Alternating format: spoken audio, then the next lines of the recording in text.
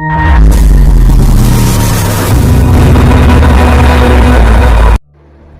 ছোট্ট গ্রাম ছিল, নাম ছিল ফুলপুর। এই গ্রামে বাস করত এক গরিব চাষি। তার নাম ছিল রঘু। তার এক টুকরো জমি ছিল, সেখানেই সে সারা বছরের ফসল ফলাতো। রঘু ছিল সৎ, পরিশ্রমী আর দয়ালু, কিন্তু ভাগ্য তার সহায় ছিল না। কখনো খরা, কখনো পোকামাকড়ে ফসল নষ্ট করে দিত, কখনো আবার প্রবল বৃষ্টিতে তার ফসল নষ্ট হয়ে যেত। তবুও রঘু কখনো হাল ছাড়েনি। সে ভোরে উঠে জমিতে কাজ করত এবং রাতে ঘুমাতে যেত, আর সকালে উঠে আবার সে গরুকে খাওয়াতো। সে সারাদিন মাঠে পরিশ্রম করত আর রাতে ঘুমাতো।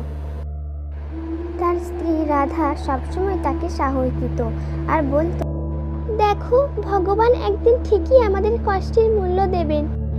একদিন রঘু গভীর জঙ্গলের পাশের জমিতে কোদাল চালাচ্ছিল। হঠাৎ আকাশ থেকে একটা নীল আলো পড়ল জমির ঠিক মাঝখানে। চমকে উঠল রঘু, সাহস করে এগিয়ে গেল। দেখলো এক ছোট্ট রূপালী পরী অজ্ঞান হয়ে পড়ে আছে। পরীর গায়ে আঘাত লেগেছে। রঘু জল নিয়ে এসে তার মুখে ছিটিয়ে দিল। আস্তে আস্তে পরীর চোখ মেলল। খুব ক্লান্ত গলায় বলল, তুমি একটা মানুষ হয়ে আমাকে সাহায্য করলে। রঘু স্থির হয়ে বলল, তুমি কোথা থেকে এসেছো? তুমি তো মানুষ নও। পরী একটু হেসে বলল, আমি আকাশলোকের পরী। আমার ডানায় বিদ্যুৎ পড়েছিল, তাই আমি নিচে পড়ে যাই। তুমি আমায় সাহায্য না করলে আমি হয়তো বেঁচে থাকতাম না। রঘু পরীকে কাঁধে তুলে নিয়ে তার কুঁড়ে ঘরে নিয়ে এলো। রাধা বিস্মিত হলেও দয়াবান হৃদয়ে সেবা করতে লাগলো। পরী ধীরে ধীরে সুস্থ হয়ে উঠল। সেই থেকে পরী কিছুদিন ওদের সাথেই থাকলো। রঘু ও রাধার ব্যবহার দেখে সে মুগ্ধ হয়ে গেল।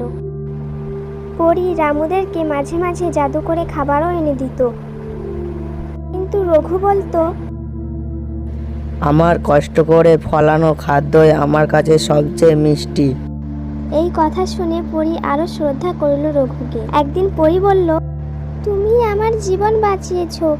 আমি তোমার 3টি ইচ্ছা পূরণ করব, যে কোনো কিছু চাও।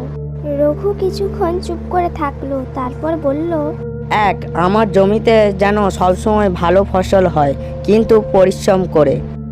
2. আমার গ্রামে যেন না খেয়ে কেউ থাকে না।